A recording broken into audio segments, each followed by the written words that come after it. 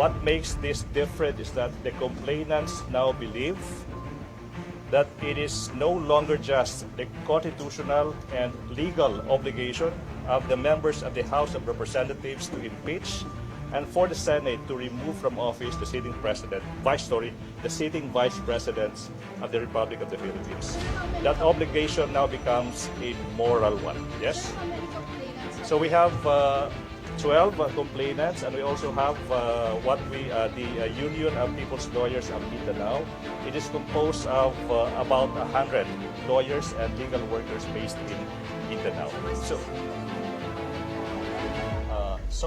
Yes, we have. So this is what we'll do. No, we will be furnishing the media with a copy of the complaint if you want. The details are there. We have limited time, so we really have to file it. So and then you'll have access to the impeachment complaints. All right. So we do this for the Filipino people. These are ordinary priests. These are ordinary lawyers, bound by a common cause to uphold the law and to hold accountable the Vice President of the Republic of the Philippines. Thank you so much. Can you maybe get your number? Yes.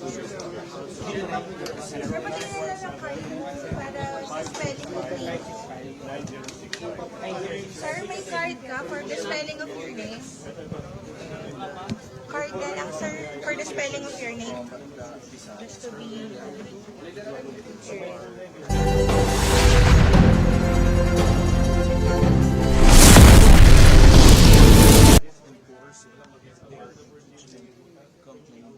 sure. Give a short interview with us. Maybe I can speak. Kamali kasi sir sa spelling.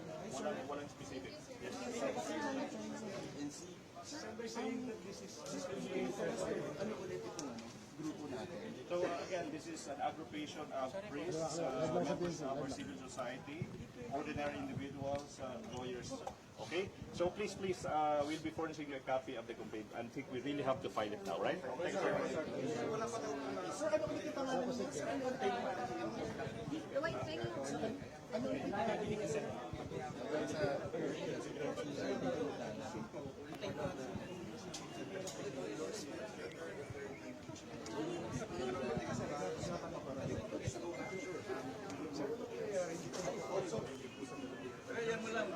Wala pang endorsement. Ito namang endorsement ng congressman. Thank you, congressman. House member ka kailangan hintay mo na daw. Kailan daw hintay mo ng house member bago tayo pumasok. Ulitin natin dito para maayos ha. Dito na oh. Dito na lang basta. Dito na lang. Dito na lang. Para na-set.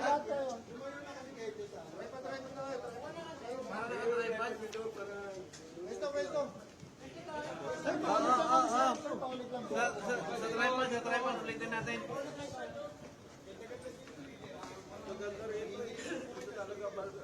Tripod. Hindi na uso yan, baradura. Nag-uulan eh. Bakit ito po? Para ay makinig. Pad. Gilid kayo.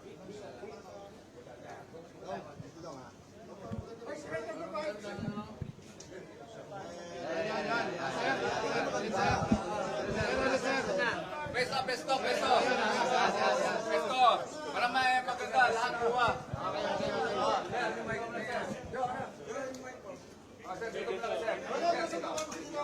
Para maganda po ah.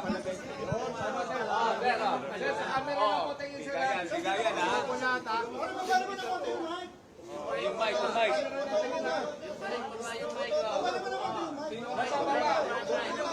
Alright, sige, let's start.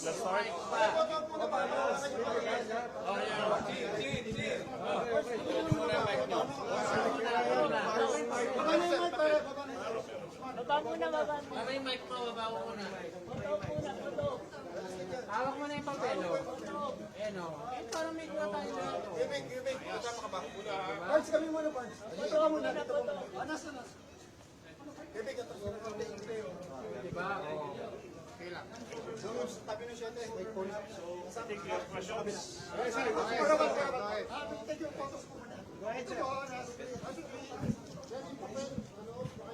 Very nice, di ba? O, di ba? Okay. Questions? Ulit, ulit. Alright, alright. Sir, Dixon ka. Sir, ano itong impeachment complaint na inihain ngayon? Okay, so this is the third impeachment complaint on record. The impeachment complaint is filed by a group of complainants. We have priests from the Diocese of Novaliches. We have priests from the Order of Carmelites. We have priests from the Congregation of the Mission. We also have lawyers from the Union of People's Lawyers of Mindanao. We also have Ma'am Pinky. Stand up for God. Okay, your name is? Pinky. Ma'am Pinky Tan. Tam. Pinky Tam. This is the third complaint. The grounds for the impeachment invoked by the complainants are the following. Number one, culpable violation of the Constitution. We also have the ground bribery. We also have the ground graft and corruption, plunder, malversation, and technical malversation. Ultimately, the ultimate ground is betrayal of public trusts. Sir, sino nag-endorse na congressman? It would be Congressman Bordado and Colyada. We will know the full name of the congressman. So we have the endorsement of Representative Gabriel Bordado Jr. of the 3rd District of Camarines Sur and Representative Lex Anthony Chris Colyada, a party list representative. Sila po yung pinag-endorse or sila ba paano po yung Okay, so as to that, I think we leave that to the complainants and the congressman. But the fact is we have these two endorsements. ano pong basis ng impeachment complaint? Okay, so the impeachment complaint is based on how the Vice President of the Republic of the Philippines illegally disbursed the confidential funds entrusted by the Republic to her. This is based on the results of the committee hearings done by Congress. This is based on the facts that the disbursements of the confidential funds, the disbursements were not properly done. The use of fictitious individuals. We have instances of the same individuals receiving money from the publics, but these individuals use different signatures. So the complainants believe that these disbursements were in fact illegal. And we believe, the complainants believe, these acts of the Vice President constitute grounds for her impeachment as the sitting Vice President of the Republic of the Philippines. Sir, ilan yung complainant? Okay, we have 12. We have 12 complainants, and we have the Union of People's Lawyers of Mindanao, which is an aggregation of lawyers and legal workers based in Mindanao, composed of around 100 members. That's what I was told. Yes. Sir, if you don't mind, your Oh. full name. So my full name is, I am Attorney Amando Virgil de Ligutan. I am a lawyer from Cebu, tasked by the complainants in drafting these complaints. What makes this complaint different from the two already filed impeachment complaints is that these priests, these lawyers believe that with what transpired and with what the public saw during the committee hearings, it's no longer just the legal and constitutional obligation of the members of the House of Representatives to impeach and for the Senate to remove from office the sitting Vice President of the Republic of the Philippines. It has now become their moral obligation to do so. Not only legal, constitutional, it's now their moral duty to do so. All right? So we'll be giving you a copy of the impeachment complaint. I think you can get a copy from the media, okay? So that will be all for this morning. Thank you so much. Maraming salamat.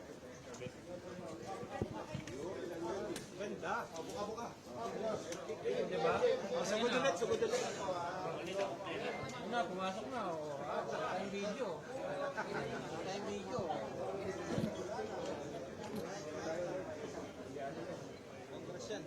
Congress yan. Congress yan.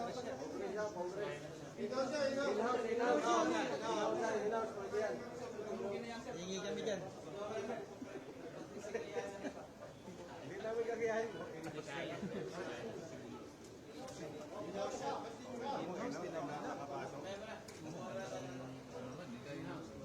Tabi niyo yung kuha natin, nagawan tayo.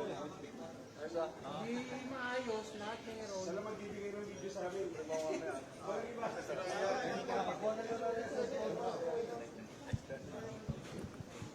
Wala magbibigay.